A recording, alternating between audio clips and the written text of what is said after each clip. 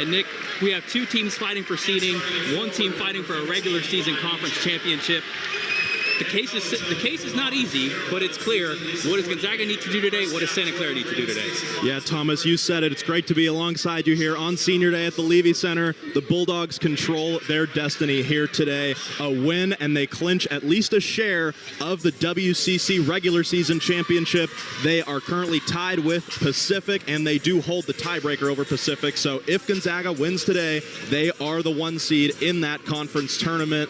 Pacific currently trailing Portland, trailing the Pacific Tigers 40-35. So we'll see Gonzaga with a chance to clinch the outright WCC championship if they win here today and Portland loses against Pacific. We'll continue to monitor that game. They're already a good half ahead of us, but the Bulldogs win and they're the 1 seed, and that's all Coach Fortier and her squad are worried about here today. And you think about it, Portland in recent weeks has been playing with fire, so many close wins, and now it's another dogfight out in Stockton at the half. Pacific Tigers are ahead 40-35 over the Pilots, who escaped with a 1-point win up on the hilltop in San Francisco the other night. You look at Santa Clara, they're in a dogfight with Pacific for that number 7 seed themselves. A Bronco win today and a Tiger loss gives Santa Clara the 7 seed by virtue of the tiebreaker with the win over the Zags, and would relegate them to the 7 and the winner of the 10-11 game on day 1 in next week's West Coast Conference Tournament. Yeah, for Coach Floyd, also a chance for the Broncos to finish this season at 15-15, get back to 500. A lot of newcomers on this squad. They lost their head coach, Bill Carr, just a few weeks before the season started. And so the Broncos not only seeding to play for, but also the pride of finishing this season with a 500 record overall, and currently sitting at 7-7 here at the Levy Center, a chance to clinch a winning record at home here this season on Senior Day. And you look at Gonzaga, they definitely want to ruin the party. They got their own thing to talk about. We've already mentioned regular season title on the line this afternoon. Gonzaga looking to make things happen. They've won 15 of their last 16 games. The starters for this afternoon's game. First for Lisa Fortier's Bulldogs, a 4-guard lineup sponsored by West Coast Sports Institute. Allie Turner manning the point with Clara O'Connor out at the 2. Taylor Dalton and Clara O'Connor down at the 3 and the 4. And Yvonne Ejim, the decorated superstar herself, down in the post.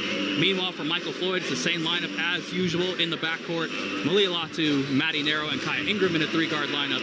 More of the bigger players, Hannah Rapp, Olivia Pollard.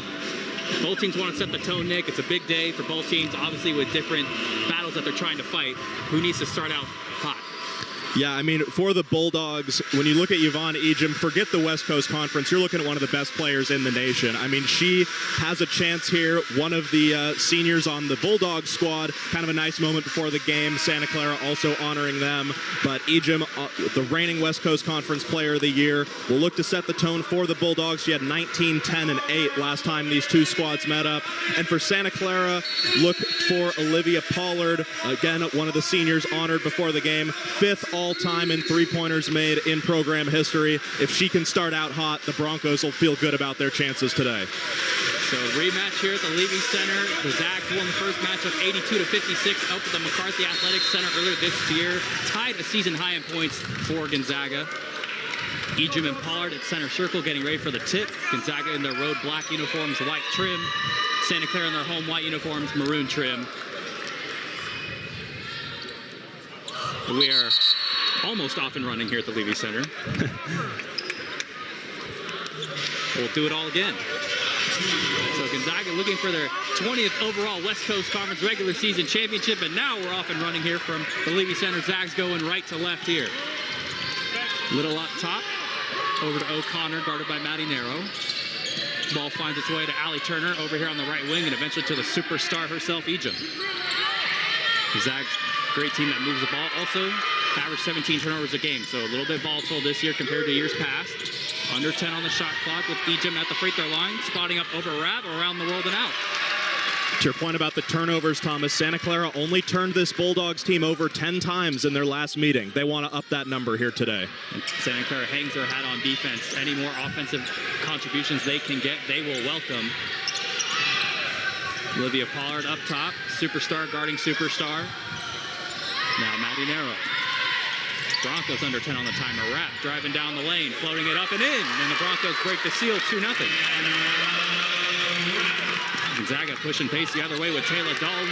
Malia Latu got her hands in the cookie jar and turned over the Zags. That's what they need early. Set the tone on the defensive end. Kaya Ingram over on the left wing, one of 6 seniors honored. Pollard spotting up for 3, leaves it a smidge short. Hannah Rapp fighting for the offensive rebound into the hands of Allie Turner. Gonzaga looking to get their first points. Just about 90 seconds in here at the Levy Center. O'Connor now over to Ejim. Fires a fastball to Turner in the corner. It's just stepped out of bounds on the end line. Yeah, that's exactly what you're looking for if you're Santa Clara. That really is the glaring hole in this Bulldog team, is the amount they turn the ball over, almost 18 a game. And you think about Gonzaga compared to years past, lost so many players from last year. The Trong twins who helped set the table. Brenna Maxwell, one of the best sharpshooters on the West Coast, period. It's been a lot more volatility this year as Olivia Pollard takes too many steps. So Gonzaga, compared to years past where they were more of a basketball war machine, now they're someone who can be beaten. And if you think of the West Coast Conference this year, anybody can beat anybody on a given day. Yeah, no doubt about that. And we're seeing that play out in Stockton right now with the Tigers leading Portland. Ejim tripped over in the posts. Little had to get it over to O'Connor, spotting up from the elbow. Didn't get the friendly roll, Pollard the rebound. A bit of a defensive slugfest to start here. Ingram crossed it over towards the baseline. Got stuck. Back to Ingram now, taking the screen from Rapp, cross it over O'Connor. Up around the pirouette, too much. Turner another rebound. Gonzaga's really going to look to push pace. Little trying to set up Ejim. A lot of bodies in the paint. Dalton spots up for 3 off the side of the rim, but Ejim tracks down the loose change. Ejim on the baseline, spotting up in the mid-range. Left it just a smidge short, but Ejim's not one you want to leave open like that. No, you don't want to give her too many looks like that. She will make you pay eventually. Ingram trying to cross over Ejim, but dribbled it off her foot. Pollard recovers, spots up 4-3, leaves it short. And through 3 minutes, we've combined for 2 points. And Ejim doing what she does best, running the floor, and the Zags now on the board, tied up at 2. Yeah, you just can't lose sight of Yvonne Ejim if you're Santa Clara. Like I said, she will make you pay if you give her enough of those open looks. And that's the program record holder in points, field goals, rebounds, and that's an underrated part of what she does. She runs the floor so well. Ingram in the lane, trying to lay it up through Allie Turner, nothing doing. Little recovers a loose ball. Zags looking for their first lead of the afternoon. O'Connor on the wraparound, spots up for 3, off the back rim. Something else to look out for in this game for Ejim, Thomas. Now with those 2 points, she's only 13 points away from passing Drew Timme for the all-time program scoring record, men's and women's. And that's a name you really want to be in conversations with, as Latu tried to pirouette around, finds Rapp at the top of the key and leaves it way off. That's kind of been one of the stalling points for Santa Clara this year, just a lot of offensive droughts in Auburn 2 times, and a team like Gonzaga will make you pay eventually. Yeah, for Santa Clara, as a team, it's not shocking here to see a defensive showdown here, 4 minutes plus a couple seconds into this one. 7th best perimeter defense in the country. Their opponents shooting just under 26% from 3, so Broncos will look to hang their hat on that as they go forward in this one.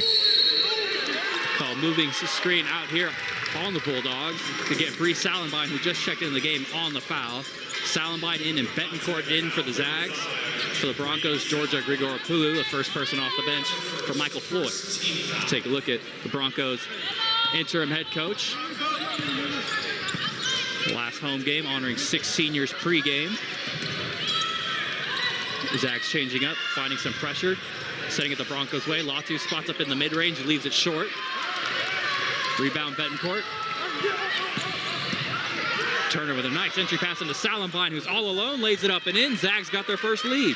That's just a great feed there from Allie Turner, the 7-time Freshman of the Week this season in the WCC. And I'm sharpening her in. That's WCC Freshman of the Year, Allie Turner.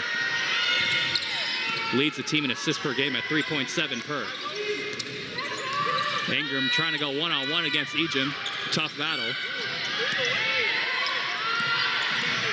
Pollard Fires one to Latu, back to Pollard, now a double team with 5 on the timer. Grigoropoulos over Salenbine and puts it through, and we're tied back up at 4.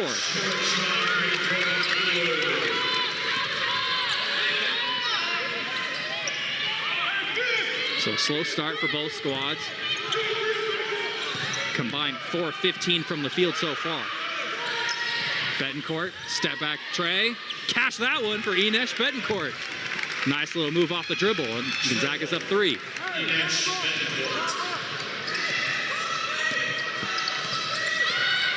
Narrow in the lane to the corner for Latu. Was a mismatch in the post with Grigoropoulos on Turner. Instead, Latu trying to spin around Ejim. Finds Grigoropoulos off the dribble, tried to float it home. Left it short, Gonzaga the other way, looking for their first 2-possession lead. Ejim, top of the key, 3. Off front rim, Latu the board. And Ejim just every year started to add something new. First a post player, then off the dribble moves in the mid-range, and now this year we'll take the token 3. Yeah, Ejim shooting just under 27% from 3. Pretty good look that time, just didn't go down. Latu in the paint, spinning around Salenbine, got stuck with 10 on the timer for Ingram. Trying to cross over Little, laying it up off glass. Nothing doing but a foul called on Esther Little, and that'll be her first personal foul. We'll have our first media timeout here at the Levy Center.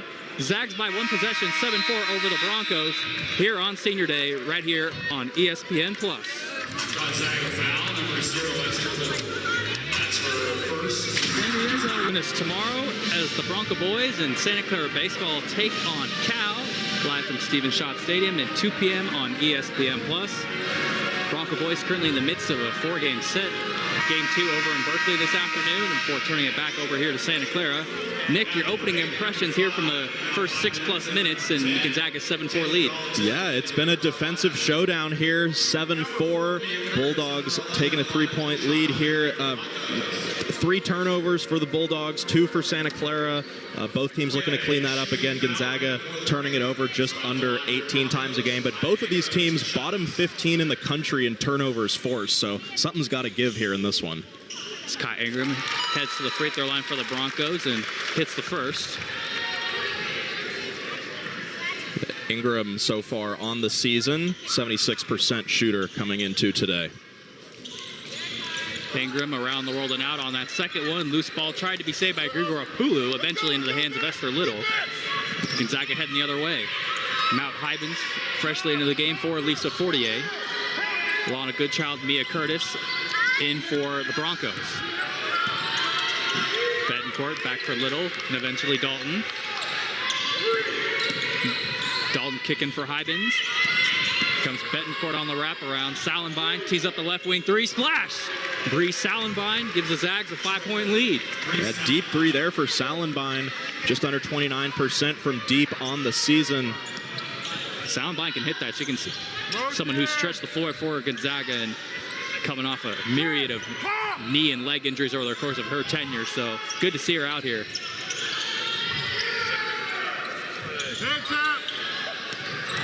Goodchild's pass is a little too high for Curtis. Broncos have not gotten into much of anything with 6 on the timer. Ingram down the lane, trying to lay it up over Little. No. Grigoropoulos. Another offensive rebound. The team leader, Curtis, back for Ingram and Goodchild. Tees up the 3. Got that one for Alana Goodchild. And the Broncos are down 2. That's a big one for the Broncos. Cut it to a 2-point lead. Alana Goodchild doing what she does best, shooting from beyond the arc. Bunch of reserve forwards who can stretch the floor, getting their name in the box score. First it was Salenbine, then Goodchild. Salenbine looking for some help. Finds Betancourt, right corner 3. It's too much mustard on it. Dalton, the offensive rebound, had no one around her by happenstance and lays it up and in off the glass. So Maddie Narrow pushing pace the other way. Finds Goodchild, tees up another 3. She got another one. Nothing doing. Betancourt the other way for the Zags. Salenbine, does she got her second 3? Yes, she does! Bree Salenbine with 6 points off the bench. Timeout, Michael Floyd. Yeah, Bree Salenbine, a couple nice looking 3s there for the Bulldogs. averaging just over 6 points a game. She's already got that here in the first quarter, looking really great from beyond the arc. And the big thing is for Gonzaga is they're getting good looks, they're in rhythm, and especially for someone like Salenbine who can step out and hit the three, the more better looks you can get, the more confident she'll be in her shot, and the more contributors you eventually have down the stretch. Yeah, and for Santa Clara, again, we talked about their three-point defense being one of their strong suits. So the Bulldogs, 3 of 7 as a team, Salenbine 2 for 2. That's not a really encouraging sign for Santa Clara here in the early going. So the Broncos will look to tighten up that perimeter defense as they finish out the last roughly minute and a half of this first quarter. So Michael Floyd rallies the troops and sends the same 5 back out there. For Bulldogs, Yvonne Ejim back into the game. And if you're making a run without Yvonne Ejim on the floor, good things are happening if you're the Zags. Yeah, that's a missed opportunity there for the Broncos. They would have loved to cash in a little bit more with Ejim on the bench. It's now under 90 seconds left in the opening stanza. Gonzaga by 7. Narrow looking for some help, finds Pollard. Ingram taking the help from Ejim, who just arm checked her a little bit, picks up her first personal foul.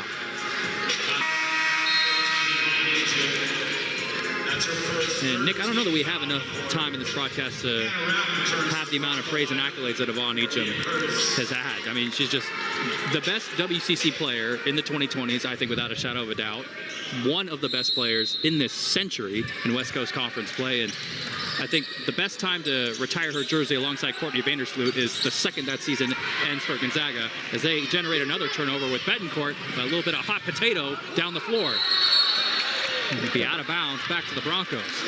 Yeah, Betancourt almost able to save it there, just was touching it while seated on the baseline. But yeah, you said it, Thomas. I mean, Yvonne Ejim on a number of watch lists, including Player of the Year, the reigning WCC Player of the Year, reigning Mid-Major Player of the Year. I mean, we could go on and on for a whole 30-minute timeout just listing her accolades. What a tremendous career that comes to an end, at least in regular season play here today.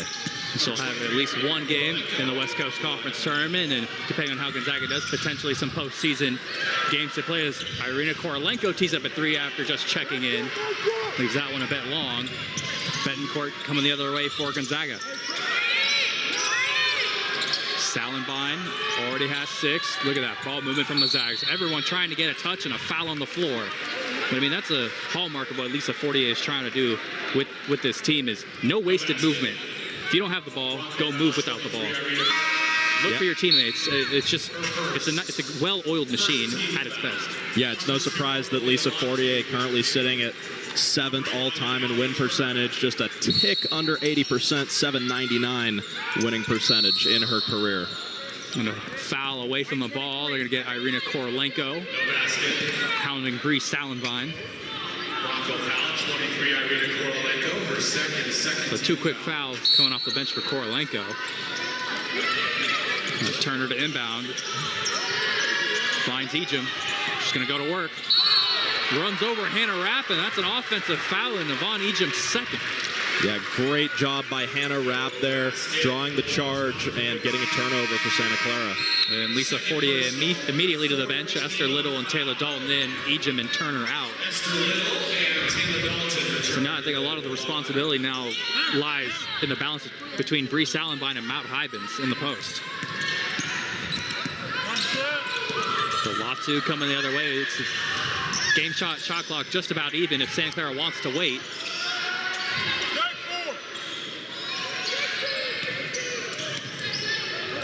Rapp over on the wing. Driving down the lane, past everybody, lays it up and in. So Hannah Rapp brings it down to 5. Zags got less than 5 seconds to make something happen. Betancourt poked away by Ingram with 0.2 of a second remaining on the clock. Great job by Ingram to just poke that one away there. Not a whole lot of time here to do much of anything, but way to end that possession there for the Bulldogs. Initially, possession was ruled to Santa Clara, to the bewilderment of many here in the Levy Center. So overturned to Zags' ball here with 0.2 of a second remaining. And unless Trevor Booker's on the floor, I don't think anybody's scoring here. And then time will run out. But Gonzaga finishes the quarter 5 of their last 7 from the field. They have a 15-10 lead over Santa Clara here on Senior Day. You're listening to WCC Hoops on ESPN+.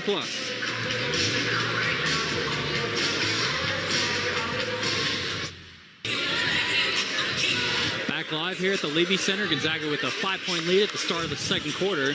Take a look at the upcoming schedule, sponsored by Heffernan Insurance. And you see right now, next week, it's all business for both teams here in the West Coast Conference Tournament next week in Las Vegas at the Orleans Arena. And for Santa Clara, they're going to be starting on Friday no matter what. It's just a matter of who they're playing and what game they're going to be in. A loss today, they will be the 8 seed starting at 12 p.m. versus the number 9 seed, LMU. A win today and a Pacific loss, they'll elevate to the 7 seed, start at 2:30 against the winner of the 10-11 game. And Gonzaga, no matter what happens, will be starting on Monday. It's just a matter of they'll be starting against the winner coming from the 3 side or the 4 side as Malia Latu tries to get something going. Nothing doing, but Korolenko with a nice follow-up.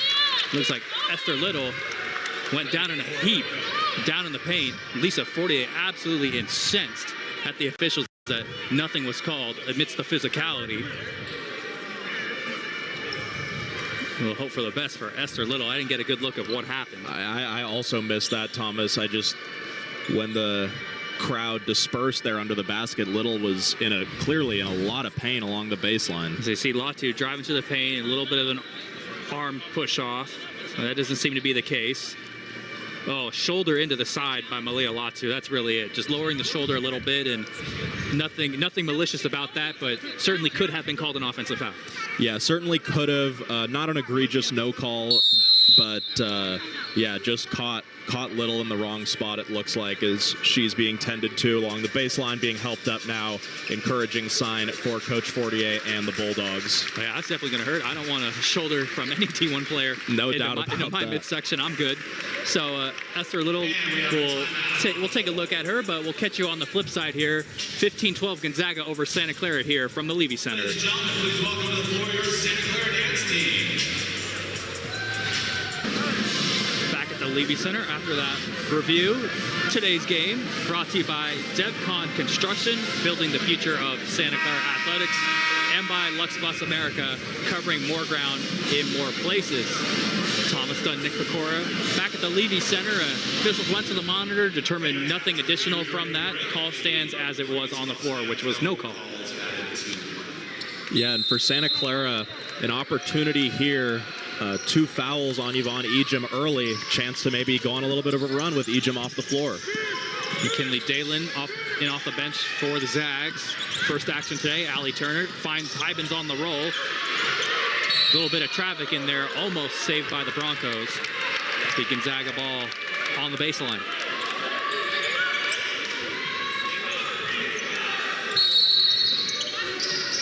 So 2 close games amidst a regular season championship being on the line here in the last day of the regular season. Turner spotting up in the mid-range, drained that one for Allie Turner. Lead back up to 5 for the Zags. Turner only had 5 points in the last matchup between these two teams. She was 0 of 5 from deep, so she will look to improve on that here as this game progresses. Korolenko teeing up a 3 off the side of the rim, rebound to Mount Hybens. Zags pushing pace with Taylor Dalton. O'Connor to Dalton and eventually Turner. And Dalen just sails a pass over into the Santa Clara bench. Yeah, an unforced turnover there. It's going to be the 6th already by Gonzaga. Again, they only turned it over 10 times in the last matchup between these two teams. So Broncos loving what they're seeing in that turnover column for the Bulldogs. And part of the deal this season for this specific Gonzaga team compared to years past, Lisa Fortier has mentioned that they have to go up through the fire. A lot of injuries, a lot of inconsistency to start the year, and despite the improvements they've made, you still have these turnovers that flare up every now and then. As Ingram driving down Broadway, laying it up off the glass and home, and Kai Ingram brings it back to 1 possession for Santa Clara.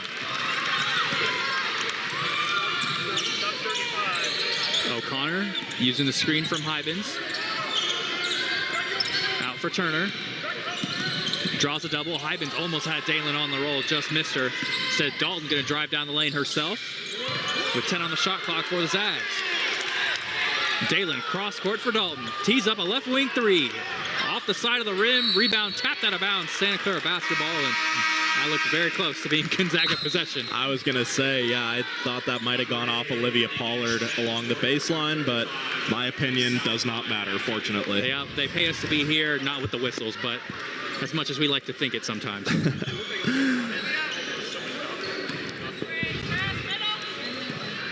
So ball in. Maddie Nero as the Zags going to pick up full court again. A little bit of pressure. Rapp finding the cutting Pollard. Pass got broken up by Dalton. Santa Clara bench clamoring for a foul that's not coming. It'll be Bronco basketball. Yeah, some hard contact there underneath. Bronco players kind of looking around in bewilderment that there wasn't a whistle there. Well, if we're talking about at least consistency, when Esther Little kind of got ran over by Malia Latu, if nothing else, the officials are being consistent, whether anybody likes it or not. No question they're letting them play here. What everyone's definition of consistent is up to your interpretation. Offensive foul called on Alana Goodchild. Bronco foul, number 11, Alana Goodchild. Her first team foul of the quarter. Coach Floyd, a little running dialogue with the official in front of the Bronco bench as the Zags take it up the floor. You know, are you really head coach if you're not talking to the officials after every X amount of plays? As Taylor Dalton takes the pass, that was almost a travel. Turner spots up in the corner for 3. They're going to count that one for Allie Turner, team leading 87-3 this season. Looks like Kai Ingram rolled her ankle a little bit at the end. I'm not sure who she got tripped up by. Yeah, I was screened a little bit by Coach Floyd on that play, but it looked like it might have just been an awkward landing for Ingram. Looks none the worse for wear as she heads back up the floor. Well, Madanero picked up her dribble in the backcourt, almost spelling trouble. Now it's a double right across the half line as Rapp drives past Salenbein, lays it up and in. And a good eventual press break there by Santa Clara. Rapp with 6 points now, leading the Broncos today. Hannah Rapp, one of those glue players for Santa Clara, just does a little bit of everything when it's needed. Betancourt, left wing, screen from Hybens, or Salenbein rather. Now we're to Turner in the corner, driving down the lane, trying to reverse it up and in, and she does so. Allie Turner making it happen, such a dynamic freshman. Excellent reverse lay there by Turner, the outstanding freshman from St. Louis. Maddie Nero picked up her dribble again. That pass batted out of bounds, but that's 2 possessions in a row in the backcourt that Maddie Nero has stopped. Yeah, definitely interesting to see for Nero. Got bailed out a little bit there by the swat out of bounds. Got a fresh inbound pass. So now Santa Clara going to look to try and make it one possession again. Ingram driving down Broadway through Mount Hybens and laying it up again. Kaya Ingram not afraid. That's what she does. Hybens over to Salenbein. Dalton wrapping around. Turner through 2 screens. Eventually for Salenbein. Tried to pump fake, but too many steps. Coach Floyd has been clamoring for a few travels here on these recent possessions. Broncos finally get a whistle going their way on one of those. And another turnover for the Bulldogs. So Esther Little returns for the Zags along with Clara O'Connor. So a welcome sight for Lisa Fortier. Georgia Grigoropoulos back in for the Broncos. Grigoropoulos on the baseline for Nero. Now Ingram on the wing. Trying to wrap around Pollard. Said spots up from the mid-range. Too much muster on it. Wrap the offensive rebound. Nero spotting up for 3. Off the side of the rim. Rebound Betancourt. Betancourt doing a great job there, soaring over the larger Grigoropoulos for the board. O'Connor down the baseline. Ran into 2 defenders. Swatted away by Pollard. Still Gonzaga basketball. So hotly contested, and a quick update from Stockton. Start of the 4th quarter, knotted at 58 between the Pilots and the Tigers. So 2 close games here in the last game of the regular season. Turner almost swiped away by Pollard. Now on the switch, Little with a nice bounce pass into Salenbein, trying to reverse it up and in. Too much. Pollard really hounding Salenbein under the basket there. Good job disrupting that shot. So Nero the other way for the Broncos. Gonzaga switching into his zone, forcing Santa Clara to beat him from the perimeter. Ingram is taking a drive down the lane and get fouled. but a nice flare from Ingram to the middle, one of the soft spots of the zone. Yeah, you said it just a few possessions ago. Kaya Ingram all season long, not afraid to go right at the cup, regardless of who's in her way, and she does an excellent job of drawing that contact as she makes her second trip to the line today, 1 of 2 already. Yvonne Ejim back in for Gonzaga with 2 fouls, so we'll see how much physicality she can really bring in these last 5:13 of the half. You really don't want her to pick up her third if you're Lisa Fortier. Ingram first free throw up and off.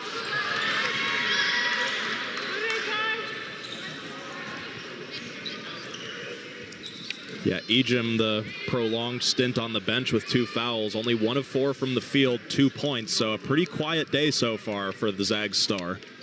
But if you're Santa Clara, you can't count on that continuing as Ingram goes 0 for 2 from the line there. And a big break if you're Gonzaga.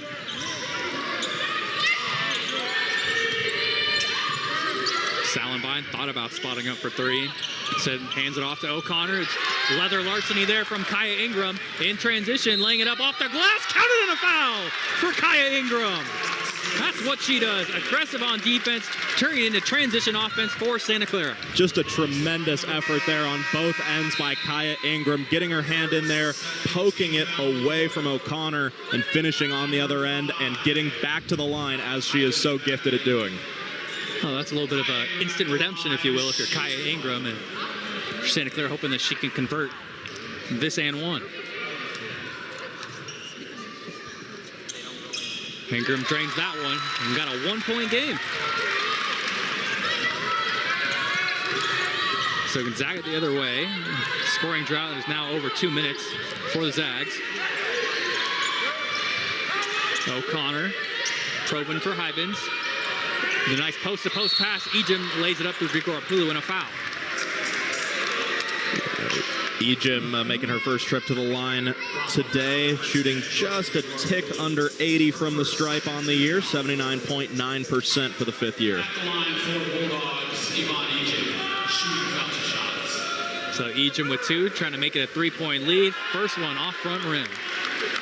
So a very uncharacteristically slow start for Yvonne Ejim, but as we've mentioned, Nick, do not count on it. No, matter of fact, you could probably count on it not continuing. If you're any opponent playing Yvonne Ejim, you just got that feeling that sooner or later she's going to break out. Hey, there's a reason why she's scored in double figures in 72 straight games. Ingram, a fastball for Pollard, eventually for Narrow, and almost an ill-advised bounce pass. Gonzaga still in their zone. Ingram for Narrow with 10 on the shot clock. Ingram pump fakes around Salenbine. Euro steps down the lane with the left. Just a little too much. Ejim the rebound. And they're going to say Ejim stepped out of bounds on the baseline. Yeah, great job by Ingram and Grigor Apulu surrounding Ejim, forcing her to just scoot over that baseline under the basket and give the Broncos a fresh shot clock and a second chance. You take a look at it, and although there wasn't much of a chance for it, if you're the Gonzaga guards, got to come get that ball. And a foul away from the ball. Here to get Clara O'Connor for a hold.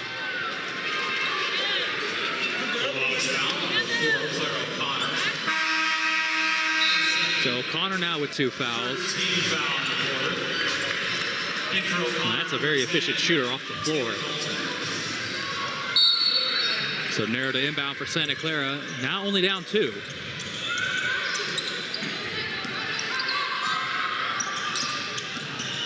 Ingram, who's been the MVP so far for Santa Clara, crossing over in the lane. Finds Hannah Rapp. Salenbine trying to draw the jump ball. Loose change back to the Broncos with 6 on the timer. Grigor Apulu tried to hook it over, nothing doing. Wrap up and under, and we have a tie game. So now it's Gonzaga who's on the heel over 3 minutes without a field goal. Ejim up top for Dalton. Eventually back to Betancourt. Hybens trying to make it happen off the dribble. Trying to find Ejim poked away. Recovered by Hybens. Going back up. Nothing doing there. Santa Clara basketball. Can they retake the lead? Looking for their first lead since it was 2-0. Pollard in for Grigor Apulu. trying to go up around Hybens, hooks it up and down. Santa Clara reclaims the lead at 25-23. Georgia Grigoropoulos using that size. Nice turnaround hook shot there to give the Broncos a lead. And we got a foul underneath on Grigoropoulos trying to fight Ejim for post position. Santa Clara bench was hoping that would be the third foul on Ejim. Instead, that's going to be 2 on Georgia Grigoropoulos. And immediately, Lisa Fortier is like, all right, I'm not chancing this any further. Yvonne, come back to the bench, presumably for the final 3. We'll see how she uses her substitution pattern. Yeah, Broncos up 2, 3 to go with Ejim off the floor. Great position to extend that lead. So Turner to inbound, trying to find somebody, anybody. Instead, poked away by who else but Kaya Ingram. And Santa Clara playing some really good defense right now. Gonzaga's field goal drought's over 4 minutes. Ingram trying to get a nice bounce pass in for Korolenko. Just too much mustard on the layup. 4 turnovers for the Zags in those 4 minutes as well. Hybens in transition for Salenbine. Dalton, nice pass around. Allie Turner for 3. How about it? Allie Turner, that's what she does. Her 88th 3 of the season. Top 10 in the country. Yeah, just 8 shy now of the program record. Set by Brenna Maxwell, one of the best marksmen the program has ever seen. Pollard looking to create off the dribble. She's been held scoreless so far this half, and yet the game is only within 1 point as Narrow tried to lay it up and in. Now, instead, it's Gonzaga coming the other way. Turner in the lane, almost poked away, is poked away. We have a car crash in the paint, and Mount Hybens is eventually fouled, and we'll head to the line for 2. Yeah, Hybens nearly getting that one to go as well. Great body control to even get a competitive shot up. But she'll head to the line and shoot 2. Not a great free throw shooter, just over 60% on the season. And you see all the hot potato in the paint right there on the replay, but Hybens fortunate to recover it.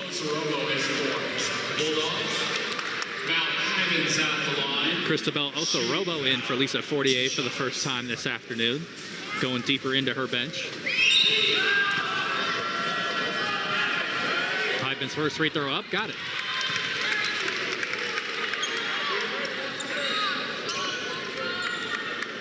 Hybens, the reigning 6th woman of the year in the WCC. Double-double last time these 2 teams met. 23 and 10 boards for Hybens.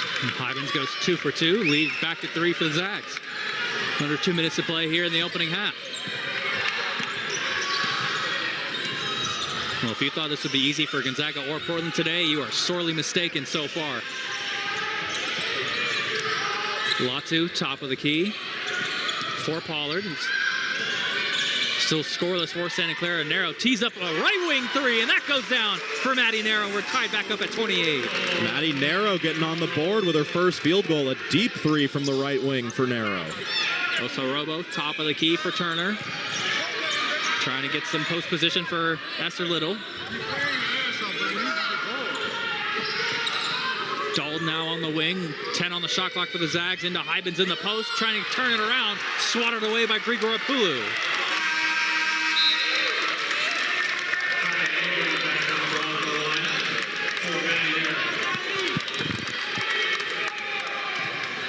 So Gonzaga basketball on the baseline, only 8 seconds left on the shot clock. Turner on the wing, draws a double. Now for Dalton with 4 on the timer, driving down the lane, trying to draw a foul, and does so. Just caught Malay Latu out of position on that one, and Santa Clara almost unnecessarily throwing a double team right there with the shot clock going down. Yeah, Dalton saw that opportunity to go to the line from a mile away, got the shot up in the right position, and she gets herself to the line. The transfer from St. Mary's shooting about 59% from the charity stripe this year. And drains the first one like it's no one's business. Gonzaga retakes the lead. Just over a minute to go in the first half from the Levy Center. Dalton 2 for 2. Gonzaga is a team 5 of 6 from the free throw line. Meanwhile, Santa Clara only 2 of 5.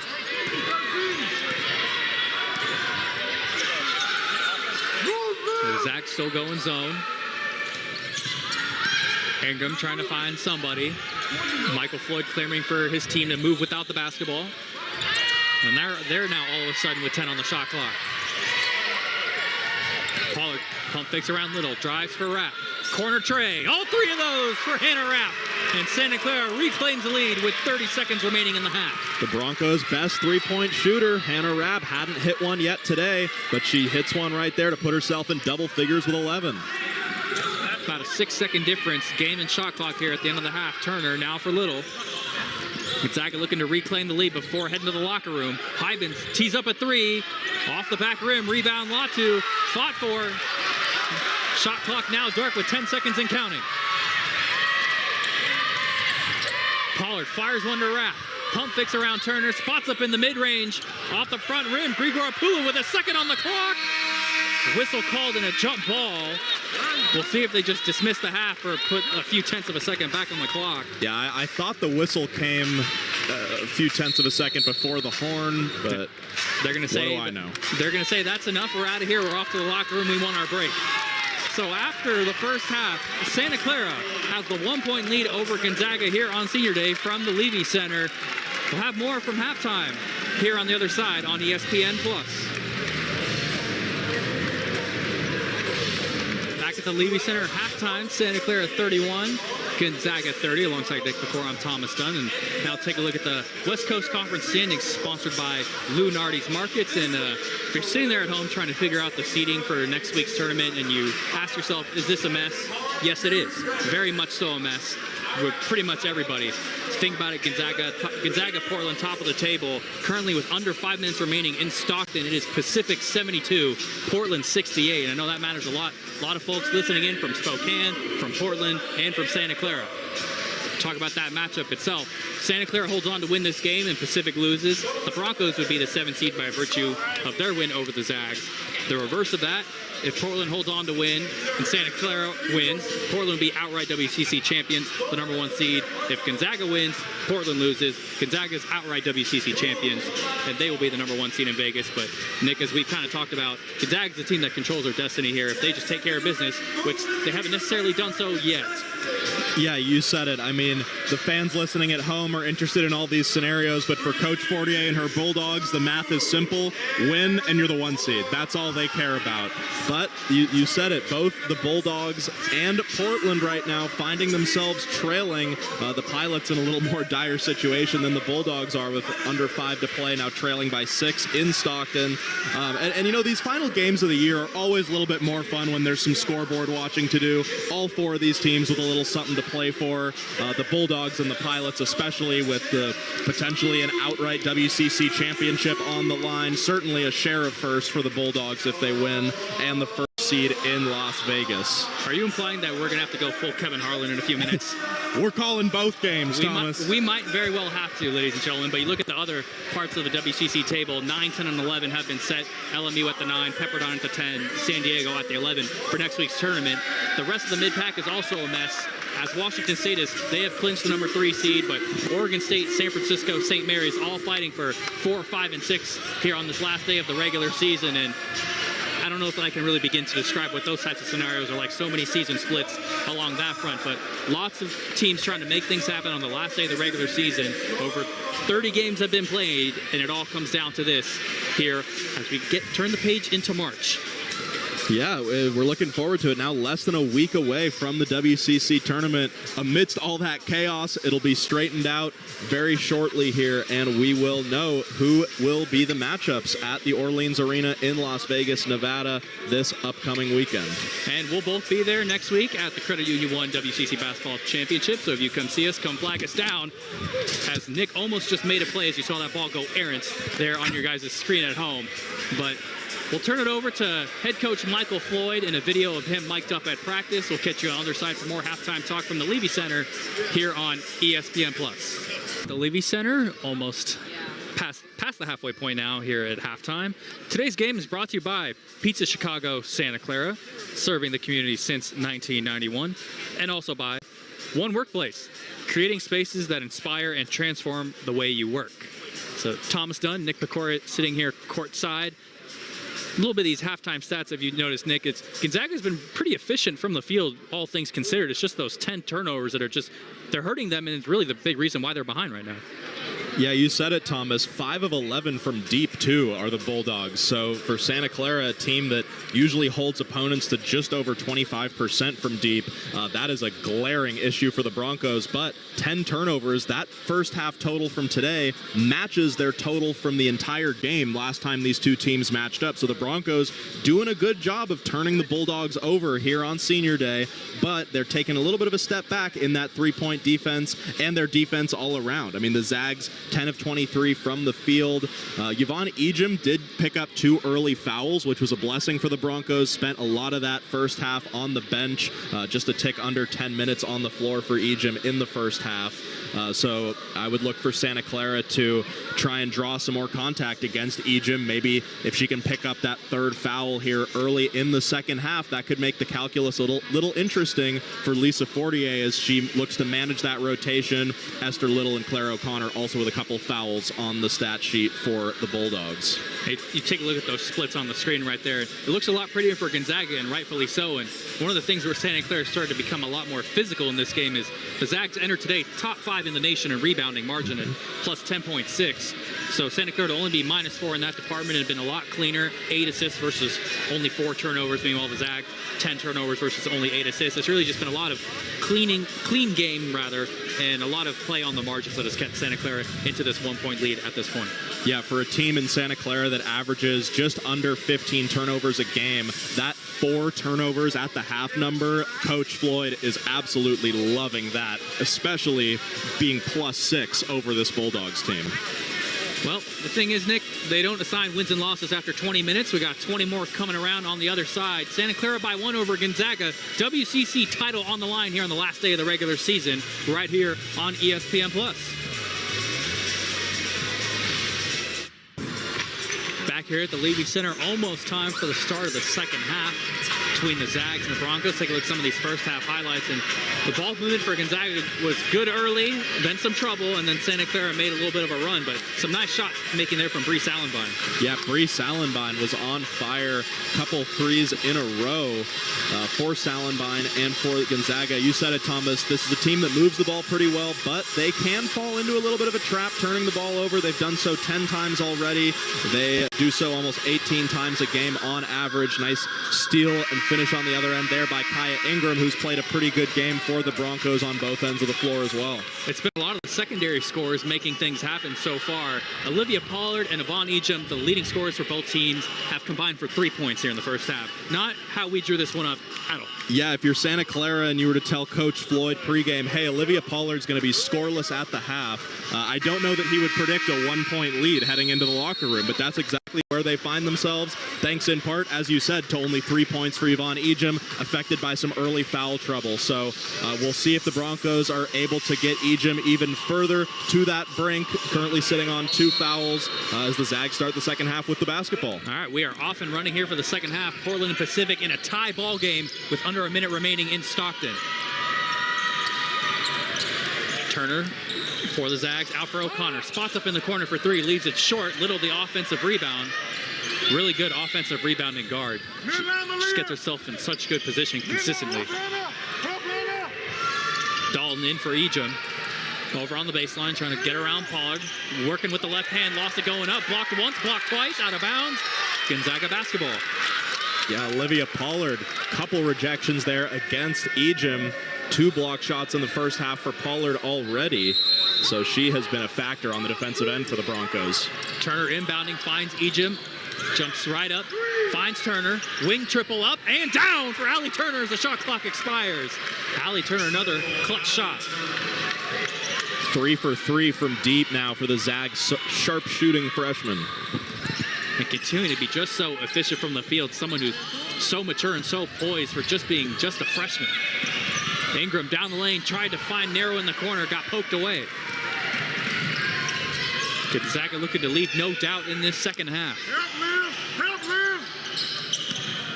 Turner, top of the arc, thought about a deep 3, finds O'Connor on the wing. She tees up a 3, just a bit short. Rebound, Kaya Ingram. Michael Floyd imploring his Broncos to slow it down.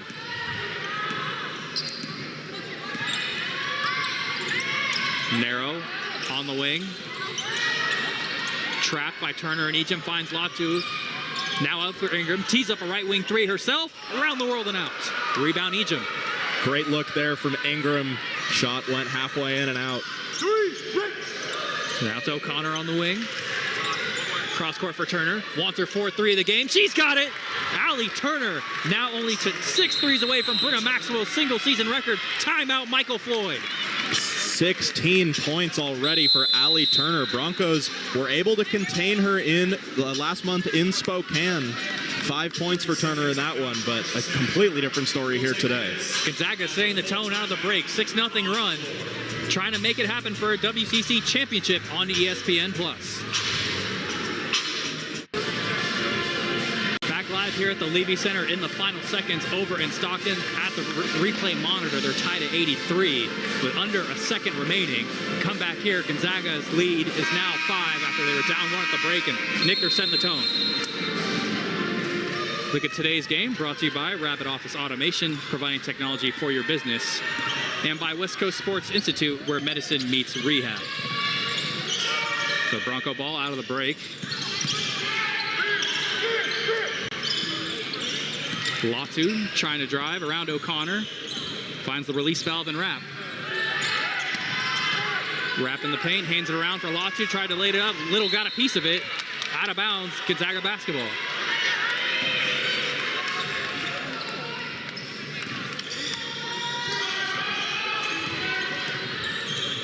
Turner the other way for the Zags.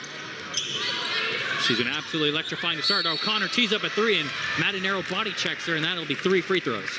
Yeah, that'll be 3 free throws, and the second foul on Marinero in this one. You said it, just a little bit of a body check there on the shot. Pretty easy call there for the official. I think, Nick, more than anything, I think it's pretty obvious that at least at 40, probably got on her bunch at half saying, this is not the requisite effort that we need if we're going to go out and win a conference championship today.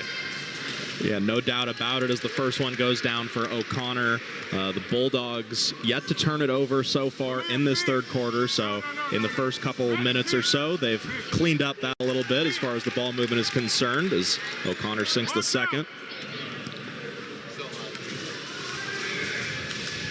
O'Connor, 2 out of 3 from the line on that one, but Zags leads now 7. Rapp into the front court. Now for Latu, trying to go in and out on O'Connor.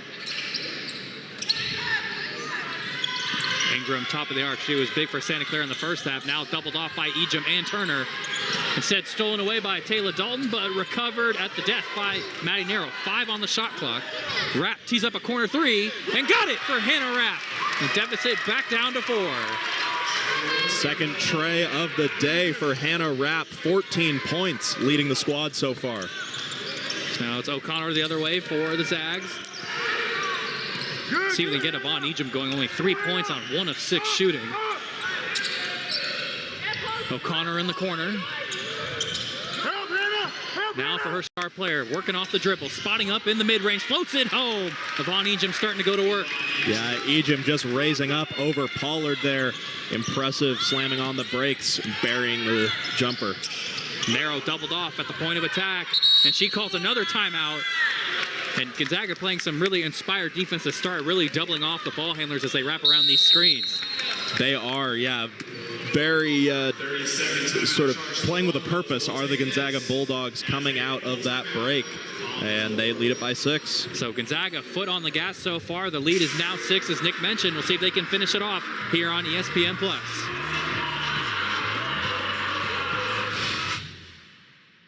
Levy Center, 6:29 to go, third quarter. Gonzaga has a 6-point lead over Santa Clara. Nick, your impressions of what Allie Turner is doing today? Yeah, I mean, I've got circles in just about every category on the stat sheet next to Allie Turner's name. Has not missed. 6 of 6 from the field, 4 of 4 from three-point land, 16 points for the freshman. I know it hasn't been awarded yet, but I mean, the WCC Freshman of the Year doing WCC Freshman of the Year things. I think when you win Freshman of the Week in almost a majority of weeks, that's probably a pretty safe bet. Yeah. So Santa Clara ball down 6, having to make things happen on offense, but Gonzaga's picked up the defensive intensity with 4 on the shot clock. Ingram driving through the traffic, body counted and 1 for Kaya Ingram, finding a way to slither right through. Yeah, Kaya Ingram just doing an excellent job so far in this one of drawing those fouls. That is going to be the 6th foul drawn by Kaya Ingram already in this game. And that is the 3rd foul on Yvonne Ejim. So a big foul drawn in the midst of all this, and we'll see how long Lisa Fortier leaves her star player on the bench. So Ingram converts the and one. Mount Hybens now on the floor for Gonzaga.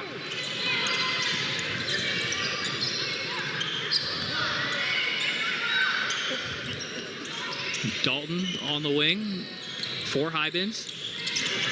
Turner wrapping around. She's done no wrong today. Turner probing down the baseline. Tried to skip it over, but batted down by Kaya Ingram. Kaya Ingram just continuing to be disruptive on the defensive end. Of course, it's staying here, but still, just she's always in the action, getting her hand in between some of these passes between Zags. Turner to inbound. Fires one to Hybens. Got Pollard to jump. So Turner's got to make it happen herself with 6 on the shot clock. Dalton finds Little in the paint. She didn't put enough on it, but gets her own miss. And they call a jump ball, possession arrow to Santa Clara. Yeah, Broncos forcing the tie up there after a layup that Esther Little would certainly like to have back. Broncos catch a break. They have the ball, down 1 possession. And both teams have kind of smoked some layups that they wish they could have back. And another update from Stockton, they are in overtime over there. So if you needed more cardiac events related to this WCC regular season championship, you've got it. Grigor Apulu trying to find somebody. I don't really know who she was trying to find on that one. Somebody zigged when they should have zagged. And now it's the Zags heading the other way.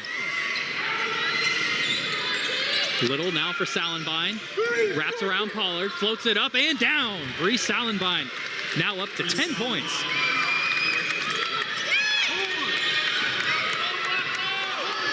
Salenbine, the second Zag in double figures.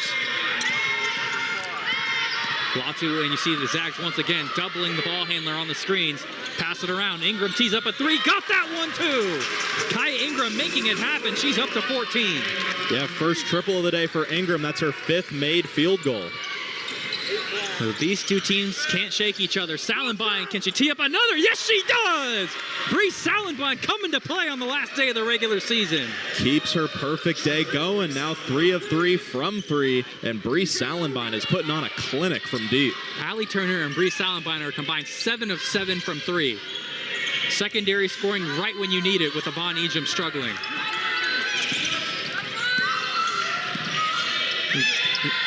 Pollard swings it around. Latu trying to drive in the paint through 2 defenders. Steps through. Just got everything but the bucket. Hybens the board. Zags pushing pace. Little finds Dalton. Tries to lay it up and a foul. We get Hannah Rapp on that foul. So Dalton's gonna head to the free throw line. The grad transfer from St. Mary's. Yeah, Dalton so far today, perfect from the stripe. In one trip, she knocked them both down, coming into the game shooting just under 60% from the line. We saw at the opening tip, Taylor Dalton and Hannah Rapp giving each other some bumps, former Gale teammates here on the floor in other West Coast Conference uniforms. Dalton first free throw up, got it. Yeah, and a cool moment too in the senior night celebration pregame. Dalton part of the entourage out on the floor while they were honoring the seniors. A nice touch for Santa Clara to include Dalton in that. So Dalton goes 2 of 2 from the line. Zags 9 of 11 as a team. Santa Clara just 3 of 6. So Ines Betancourt checks back in for Gonzaga, and they got a 7-point lead. Ooh, Malia Latu throws a bit of a floater pass up there, and now allows Gonzaga to double Ingram. Latu trying to get through 3 defenders, trying to Euro step down the lane and finds Goodchild, but she had just stepped out of bounds. It's a tough one for the Broncos. Goodchild just stepping on the baseline there. Zags up 7 with the ball now. So Gonzaga looking to leave no doubt in the second half. It's what they have to do if they want at least to share this regular season championship.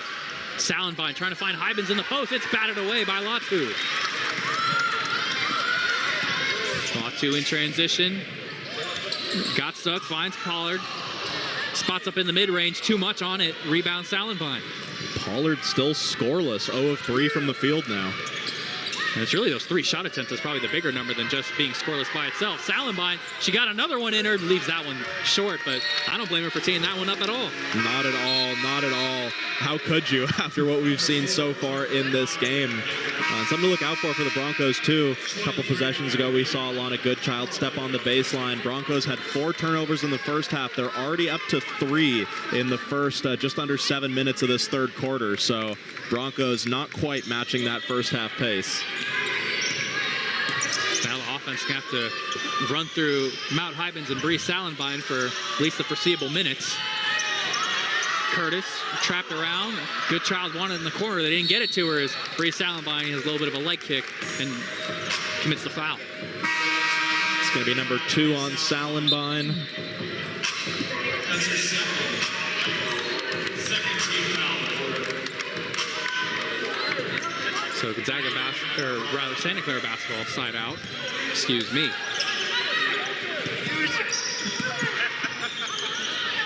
Latu looking to probe. Gonzaga sitting there in their zone. Korolenko on the baseline. Tries to bounce into Latu. Just spot up over Betancourt. Dies on the rim and in for Malia Latu. Malia Latu raising up and burying a big one off the glass for Santa Clara. Trying to cut into this deficit. And in a lineup that doesn't feature Allie Turner nor Yvonne Ejim, this is the time Santa Clara's got to make some hay heading towards the fourth. Hybens fires for O'Connor, draws the double. It's now under 10 on the shot clock. Betancourt trying to drive on Curtis. Skips it over. Salenbine and O'Connor tees up the 3. Got it for Clara O'Connor. Nice ball movement there by Gonzaga. Yeah, O'Connor hit 3 triples last time these teams met. 3 of 6 from deep in that one. Gets on the board with her first triple here today. O'Connor, a 44% three-point shooter on the season. Uber efficient when she gets a chance.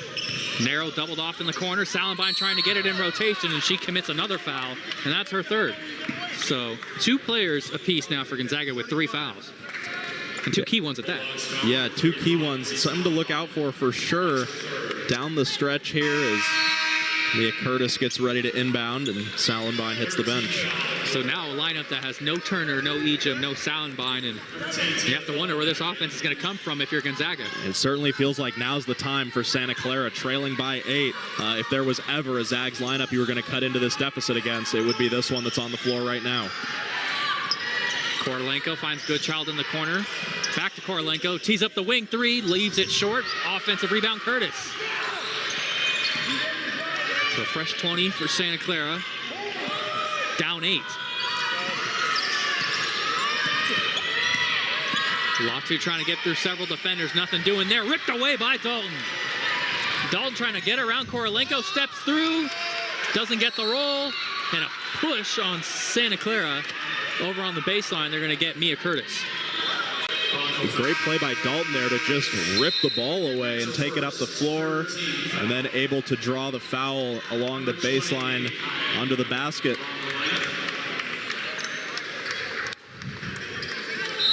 So Betancourt to inbound. Zags looking for their first double-digit lead of the day. O'Connor wrapping around the screen of Hybens. Hybens has a mismatch in the post. See if they can get it to her. Now it's O'Connor in the corner. She's got room. Tees up the 3 just off the side of the rim. And it's out of bounds. Santa Clara basketball. Bit of a line drive 3 there from O'Connor. Maybe a little too much on it. Yeah, O'Connor usually gets a little more loft than that on her shot, but it seemed like she was almost surprised that she was that open. Yeah, I think that's a good call. Under a minute to play here in the third. Santa Clara down 8, trying to get it within 2 possessions. A day where seeding matters, a day where we crown a champion in the West Coast Conference as the pass is batted away, stolen by Betancourt.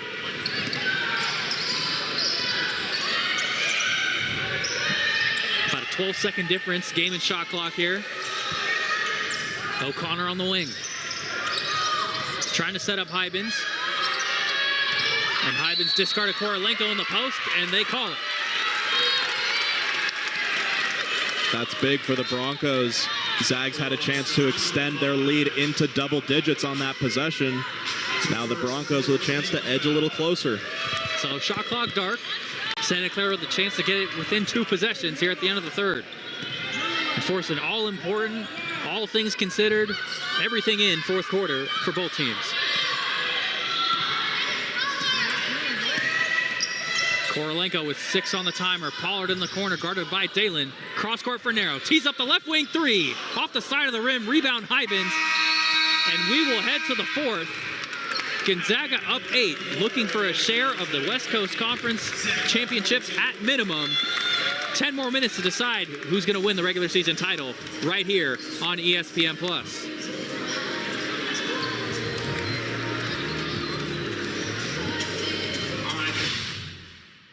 Check out the WCC Points in the Paint podcast with hosts Mary Murphy and Ann Schatz. A new episode drops each Wednesday featuring in-depth analysis of WCC action with a guest from around the conference joining the show each week. You can find the latest WCC Points in the Paint podcast at youtube.com/WCC Sports or where you get your favorite podcast. And heard they got something cooking special for next week over at the West Coast Conference Tournament. Meanwhile, here at the Levy Center on Senior Day, last day of the regular season, we've got 10 minutes to decide whether Santa Clara is going to be the 7th seed or whether Gonzaga is going to clip at least a share of the West Coast Conference regular season championship. So Santa Clara gets a stop to start. See who dons the cape for either squad this afternoon. Wrap, top of the arc, over for Ingram. 10 on the timer, driving on Betancourt, trying to lay it up and draws the foul. Once again, Kaya Ingram drawing contact. 7th foul she's drawn in this one. Going back to the line where she is 3 of 6 already today. That's her first team foul. Kaya Ingram at the line. So Von Eacham out there to start the fourth for the Zags. Ingram's first free throw up and down. One shot good, 1 shot remaining. So Ingram now 4 of 7 this afternoon.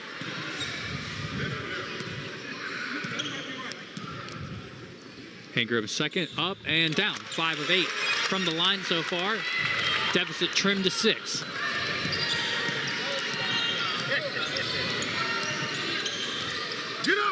Ejim towards the elbow, looking for a teammate. The dynamic duo of her and Turner going to work, spotting up in the mid-range. Allie Turner, friendly rolling in. She's up to 18. And her perfect night continues, now 7 of 7 from the field after that midi.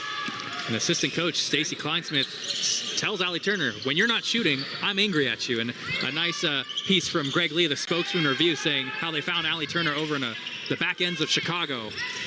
And boy, are they glad they have her. Curtis in the corner, trying to pump fake around Betancourt. 5 on the shot clock for Santa Clara. Narrow for Curtis. Tees up the deep 3. Off the side of the rim, rebound Clara O'Connor. And Gonzaga, once again, can look for their first double-digit lead this afternoon. Come on, Hannah! Hannah! Ejim against a smaller Wrap. Fires a fastball into Betancourt, laying it up and out. Everything but the bucket for Betancourt. Huge break there for the Broncos. Betancourt had him beat under the basket. Ingram trying to find a lane and draws the foul on Allie Turner.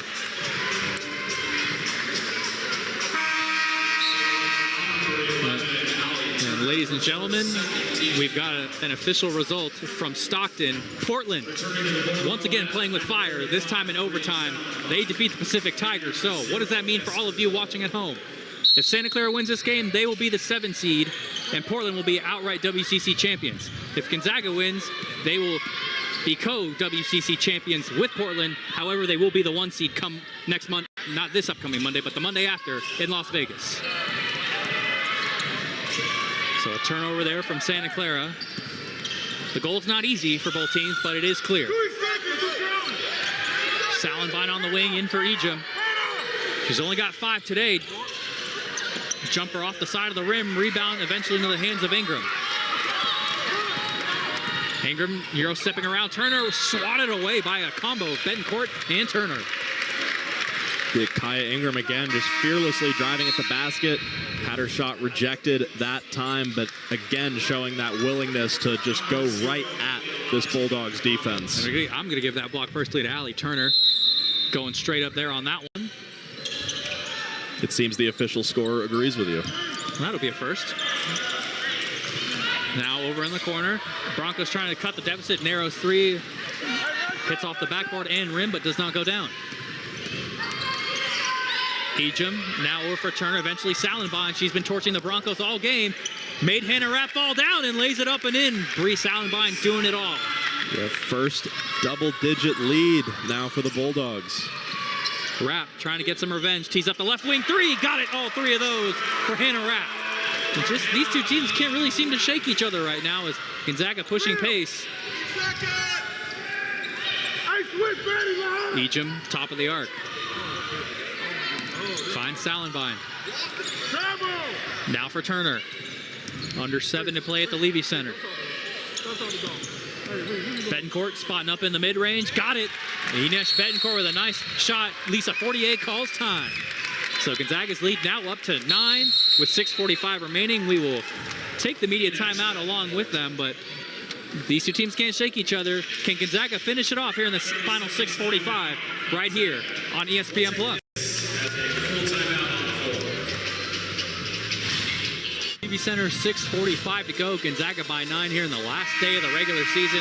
Nick, this was a matchup where we thought it'd be Olivia Pollard versus Yvonne Ejim, and instead the guards have taken over. Yeah, only 5 points for Ejim. Pollard still scoreless. Allie Turner, 7 of 7 from the field, 4 of 4 from deep, 18 points for the Bulldogs. Then for Santa Clara, 17 for Hannah Rapp, 16 for Kaya Ingram. Hannah Rapp, 8 boards to go along with those 17 points, so she is officially on double-double watch. And I didn't think I'd have to be saying this, but Yvonne Ejim's 72-game double-digit scoring streak is in serious jeopardy now with under 7 to play. Latu is we got a car crash in the paint, and an offensive foul has been called on Kaya Ingram, and the officials have just changed their call on a win.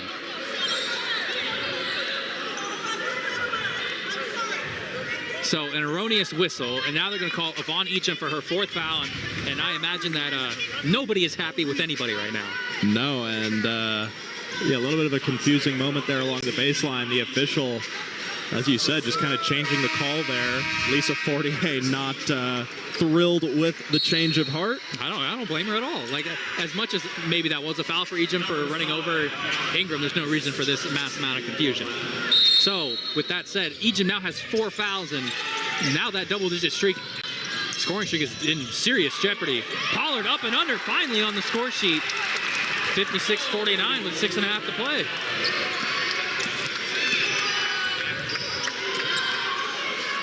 Which team can get it done without their star? And then a reach-in foul on Pollard, just hounding Mount Hybens. Yeah, it's only the first on Pollard. Pollard is leading the Broncos today with 5 assists, but you said it, Thomas, just getting her first points of the game with just over 6 minutes left to play in the 4th on that scoop. Inbound in, they find Dalton over towards the elbow, tries to raise it up, just got everything but the bucket. Ingram the other way for Santa Clara, trying to cut it to 2 possessions. Ingram hop, step and a jump through the lane, couldn't get the lay to go. Dalton the rebound, and a foul on Malia Latu, and back-to-back, I would dub it unnecessary reach-in fouls. Yeah, unforced fouls there by the Broncos, certainly unnecessary.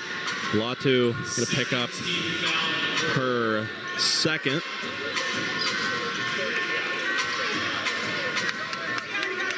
If you're Gonzaga, I think it's obvious. You go to see what Allie Turner can do, whether that's scoring or facilitating. She's been so composed today. She's been composed the bulk of this season, and now this is a big-time moment to shine. Turner over in the corner, taking 2 screens, dishes out for Salenbine. Now for Dalton. And then an offensive foul on Bree Salenbine was not set on the screen, and that is her 4th personal foul. So a star player with 4, and now a player who's contributed today with 4. Yes, Salenbine has hit 3. She's 3 or 4 from deep, 15 points for Gonzaga today. But yeah, now she finds herself right there alongside Yvonne Ejim with 4 fouls. And the responsibility on Allie Turner's shoulders just got that much heavier. Ingram on the wing. Broncos once again looking to try and cut it to 2 possessions. Latu draws 2, finds Korolenko. And now 10 on the timer for Santa Clara. Ingram in a crowd of everybody. 5 on the timer now, trying to cross over Little. Trying to go up and under, has to spot up over her, leaves it a smidge short. Korolenko trying to get the offensive rebound and draws the foul. Great effort by Korolenko there, using every inch of that reach to haul in the rebound and draw the foul against O'Connor. So Clara O'Connor picks up her third, but even more crucially, Gonzaga's already committed 5 team fouls here in these first 5 minutes or so of this quarter. Santa Clara in the bonus the rest of the way. Korolenko hits the first, and you can feel the nerves probably start to set in if you're a Zag fan, just a little bit. They've won close games this year. You don't have to make it harder than it has to be. And Korolenko coming into today only 3 of 6 from the line, but burying both of those. And the deficit is now 5. Hybens over for Turner. She's been picture perfect, left that one just a bit short. Her first miss of the day. Now can Santa Clara work it to a 1-possession game. Pollard tees up the center arc 3! Olivia Pollard cuts it to 2. You can only flirt with fire for so long, and it's gonna burn you, Thomas. We knew that was coming from Pollard at some point. Little tries to find Hybens and throws it away, and oh boy. If you're Gonzaga, you just gotta settle down more than anything. Yeah, I mean, the Broncos still able to try and exploit that Yvonne Ejimless lineup on the floor for the Bulldogs, and they, in the blink of an eye, have the ball down 2 with a chance to tie or even take the lead. Yeah, like you mentioned, Broncos a chance to tie or take the lead. Latu discards of Little, and they call the offensive foul. Michael Floyd is absolutely incredulous. I could have seen that one going either way, to be honest. I was just going to say I'd have to see it again, and looks like we will get another look here. Oh, I don't know. I don't know, Thomas. Little wasn't necessarily in legal guarding position, but what we didn't see from that angle is if Latu pushed off at all. Yeah, the momentum was already kind of taking her to the floor, it looks like. As Turner lost the ball down underneath, trying to scrap for it, and Olivia Pollard just rolled on the backside of her leg.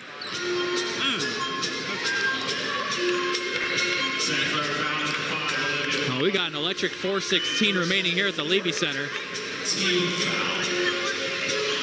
Zags looking for their first points in 2.5 minutes here. And Michael Floyd has just been warned by the officials anymore, and I imagine that technical foul symbol will be coming his way. Looks like it. And the inbound in for Hybens. Looked like Korolenko got a hand on it, wrapped the rebound. And Hannah Rapp officially now 17 points, 10 boards, double-double. Latu now for Korolenko. Broncos can tie or take the lead. Ingram has Rapp in the corner. Rapp for the lead. Leaves it short. Dalton the rebound, and every possession just magnifies that much more. This crowd was ready to pop on that look from Hannah Rapp. Betancourt almost lost her dribble. Finds Little in rotation. Out for Turner. The marksman for 3. Allie Turner, clutch as ever. She's up to 21. 5 of 6 from deep. Allie Turner just continues her masterclass from beyond the arc. Santa Clara down 5, 3.5 remaining. Conference championship on the line for Gonzaga. Pollard for 3. Splash all 3 of those for Olivia Pollard. We got a heavyweight fight in the Levy Center. Betancourt now for Turner. Out for Dalton, eventually Little. Hybens towards the wing, out for Betancourt. Trying to drive on Korolenko. Up, under, floats it up, and short. Gets her own miss. Tips it up and in. What a sequence there by Ines Betancourt. Great job by Betancourt, following her shot, getting her own, putting it back up and in to make the lead 4. And Lisa 48 employing her team. Let's go. Time to get some stops as Esther Little commits the foul, but here's your consequence. Santa Clara in the bonus. Yeah, Broncos with a real opportunity here down the stretch to score some points off the clock.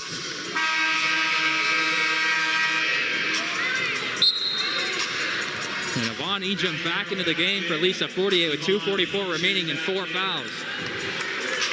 Latu making her first trip to the line. Only 2 points, a pretty quiet day for Latu, but coming into the game shooting just over 74% from the stripe. Got the first. Back down to 1 possession.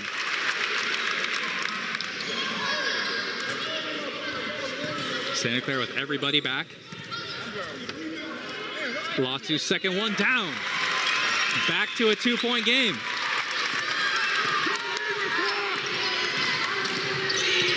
Approaching 2 minutes to play. Ejim top of the key. Fires one for Turner in the corner. Takes the screen and the switch. Back for Ejim. Has the smaller Ingram on her. Turner trying to set her up. Ingram commits the foul, and that's going to put Gonzaga in the bonus. Yeah, Ingram getting whistled for her first, but like you said, much more consequentially, it's going to put the Bulldogs in the penalty here. And it's going to put Yvonne Ejim at the line, an excellent free throw shooter, just about 80% on the year. And Ejim all out of rhythm today. Only 5 points, 2 of 8 from the field, 1 of 2 from the line, make it 2 of 3. And uncharacteristically, not a big game for her, but that doesn't mean she can't be clutch.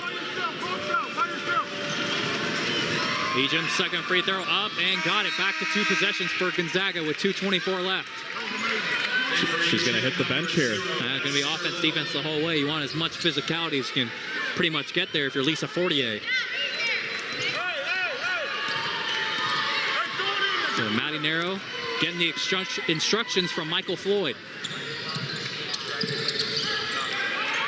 Nero's lost her dribble, now looking for anybody, finds Pollard on the baseline, spots up in the mid-range. Too much mustard on it, rebound Hybens. Turner the other way for the Zags, under 2 minutes to play here. Gonzaga cling to a 4-point lead. A win earns them a share of the WCC regular season championship. Betancourt out for Little. Now for Turner and back to Dalton, 10 on the shot clock. Dalton taking the screen. Now for Turner with 5 on the timer. Can she be Captain Clutch again? Fading around 2 defenders and too many steps. Yeah, Turner just getting lost a little bit, trying to put moves on the Broncos and switched her pivot foot there at the left elbow. So Santa Clara down 4, 137 remaining. A Broncos win and they become the 7th seed for next week's WCC tournament. Gonzaga looking to do what they do best and win another conference championship. Pollard trying to drive around Little, floats it up, and just too much, got her own miss. Finds Latu driving down the lane, and she is fouled. Nice job by Pollard there to find Latu on the cut. Able to draw the foul and get back to the line. Pollard, despite only scoring for the first time in this fourth quarter, has been a good facilitator for the Broncos today. 5 assists, leads the team. And they've erroneously called the foul on Bree Salabine. She's not even on the floor.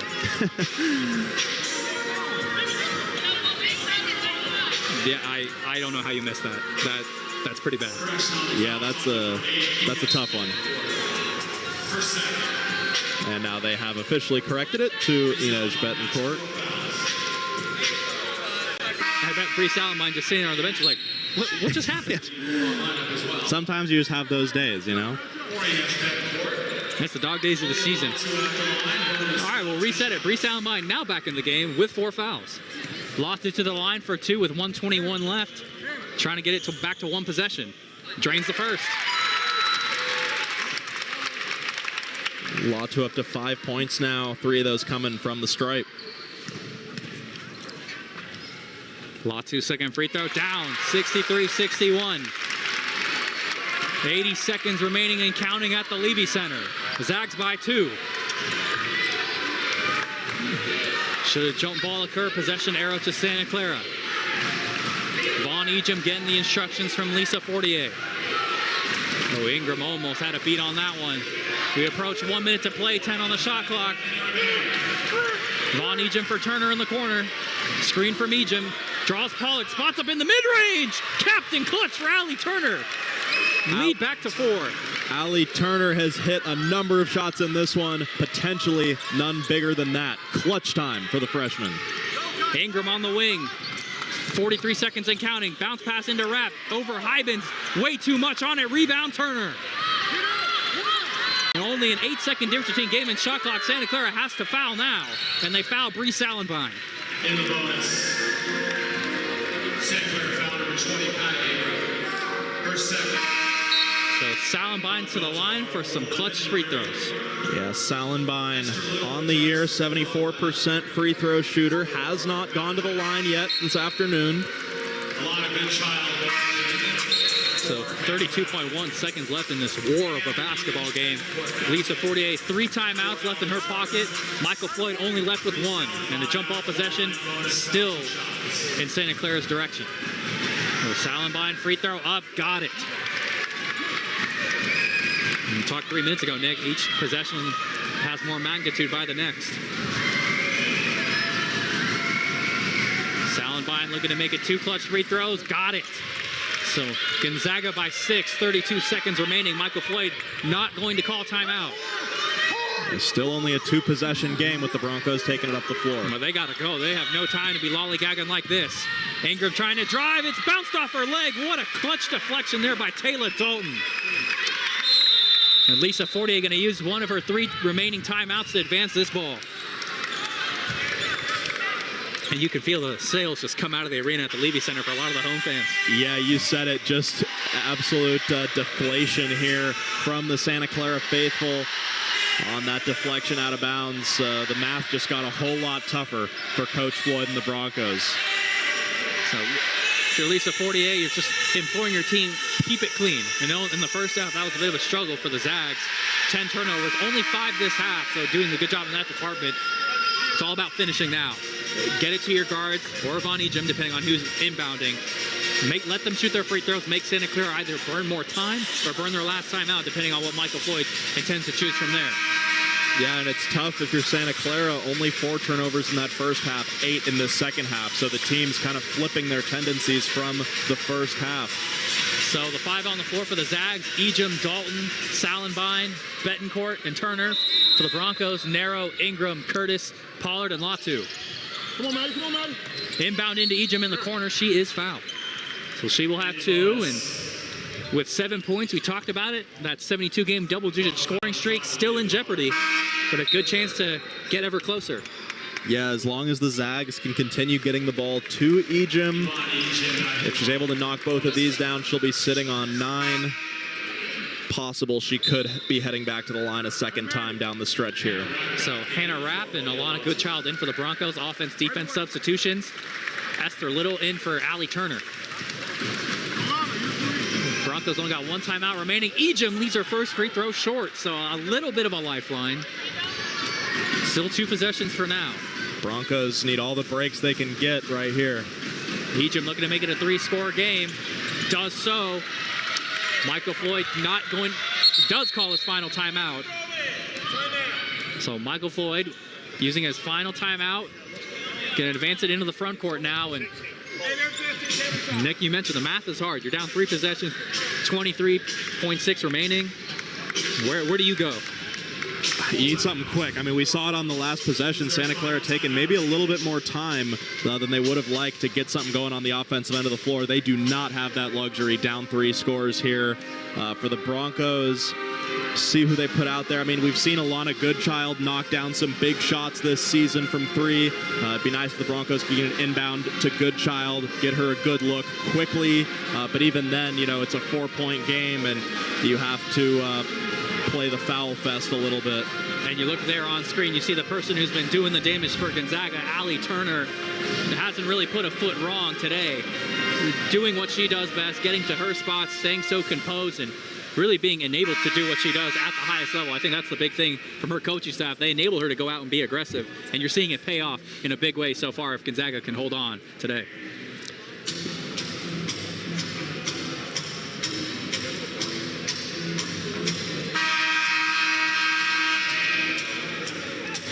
So 23.7 seconds remaining. Santa Clara now out of timeouts, down 7.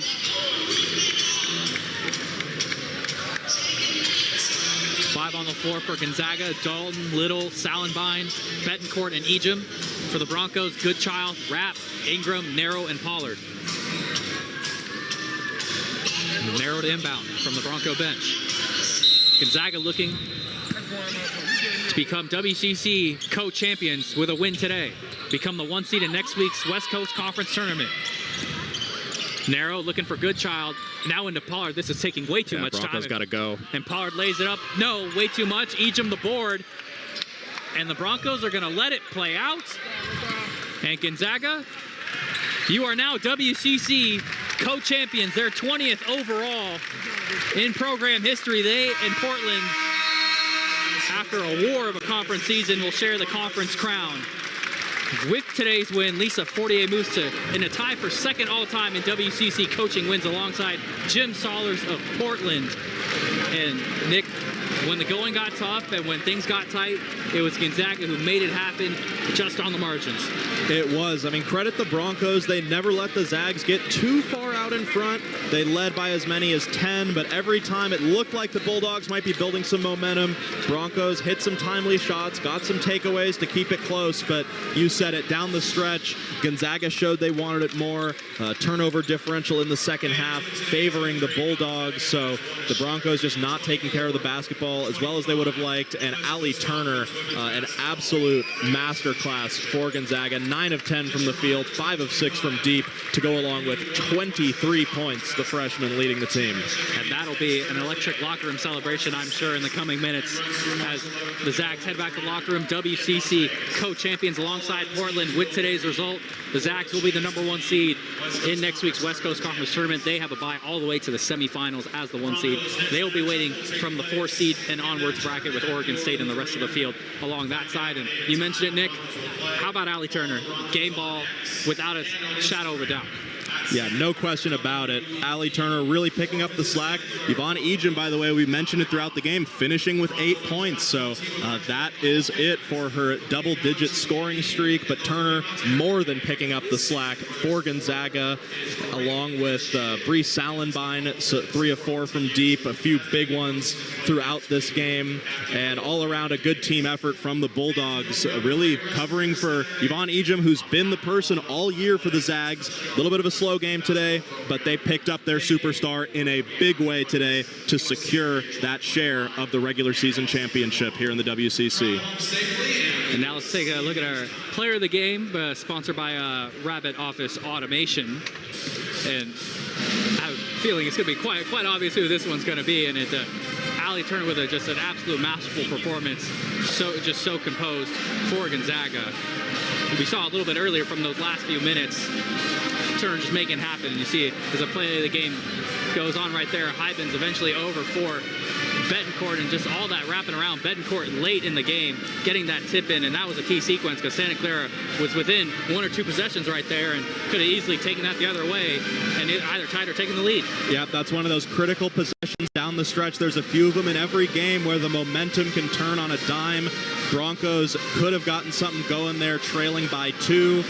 Had they gotten the ball back, would have had a chance to tie or take the lead, but Betancourt following her own there, kind of setting it back in and putting the Zags up. And up for good. So Allie Turner and Bree Salenbein combined for 40 points out of 68 on the afternoon. Just an absolute masterful performance from the secondary scoring. Take a look at these final stats here for the Zags and the Broncos. We talked about those shooting splits at the half. They were looking good for Gonzaga. They got even better in the second half. They really cleaned it up more than anything. You look at the rebounding battle, not necessarily too big of a discrepancy, but Nick, I think the amount of times where Gonzaga had self-inflicted mistakes in the first half versus the second half were far and away the difference. You said it. I think it's the best thing to say is to say they cleaned it up. I mean, 10 turnovers in the first half for the Zags, 4 for the Broncos. In the second half, 5 turnovers for the Zags, 8 for the Broncos. So the Bulldogs tightened up their handling of the basketball, and the Broncos were just unable to overcome it down the stretch. And now with today's win, Gonzaga will move to 22-9, 17-3 in the WCC overall. The Broncos fall to 14-16, 8-12 in the WCC. And by virtue of today's result, Santa Clara will start their West Coast Conference tournament journey next Friday in the 8-9 game against LMU from the Orleans Arena in Las Vegas. Nick, we will be there. Are you excited? I'm excited, Thomas. It'll be my first West Coast Conference tournament in attendance, and I'm really looking forward to seeing these teams go to battle with it all on the line. Well, this is March. Welcome to the madness, everybody. Remember to join us tomorrow as the Bronco Boys host Cal at 2 p.m. right here on ESPN+. As we sign off for the final time this season from the Levy Center on the campus of Santa Clara University, we'd like to thank the entire Santa Clara Athletics Department for their assistance this season. For our entire Bay Area Online Sports Network production team and my partner, Nick Pecora, I'm Thomas Dunn. Thanks for watching, everybody. It's been a whale of a time. We'll see you in Vegas. This has been a presentation of ESPN.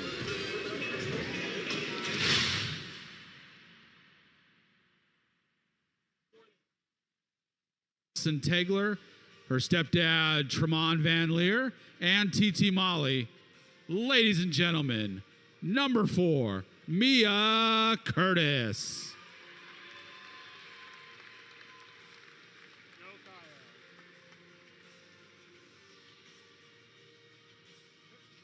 Our second senior this afternoon is number 20, Kaya Ingram. Kaya has appeared in all 29 games this year and started 16, including each of the last 9. This season, she's one of the team leaders, averaging 9.2 points per game, and leads the team in free throws made and attempted. Kaya has scored in double figures 15 times, including a season-high 19 against LMU. She's working toward her MBA and is joined by her parents, Tiffany and Kevin. Ladies and gentlemen, Kaya Ingram. Next up, number 23, Irina Korolenko. Irina has been an instrumental part of the team, coming off the bench 25 times. She scored in double figures in back-to-back games during the non-conference season and has 833 points in her collegiate career. She's working towards her MBA and is joined by her mom, Lana, and her sister, Sasha. Ladies and gentlemen, number 23, Irina Korolenko.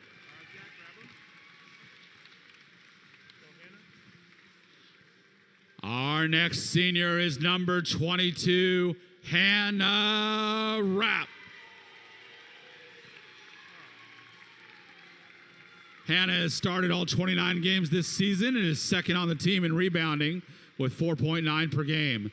Hannah scored a season-high 16 in the Broncos win over North Texas, where she went 7 of 8 from the field. She followed it up with 13 rebounds against St. Mary's and 13 points versus Pepperdine. She's working toward a graduate degree in marketing and is joined by her dad, Tim, and her cousin, Taylor Dalton. Ladies and gentlemen, Hannah Rapp.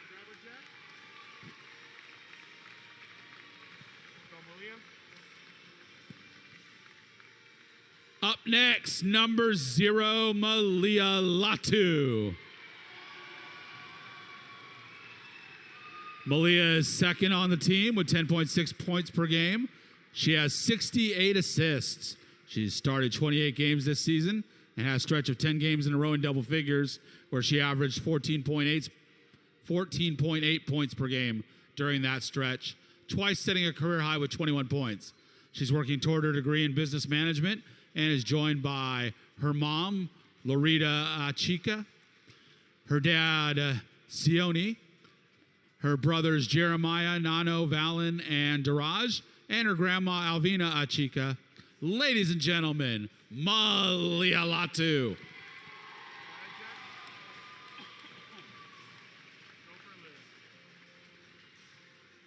And our final senior today is number 5, Olivia Pollard. Olivia is one of the best three-point shooters in program history, currently sitting at number 5 all-time with 201 made triples. Her 1,255 points at Santa Clara is 11th most, and this year she leads the team at 16.8 points per game, 6.5 rebounds per game, and 49 blocks.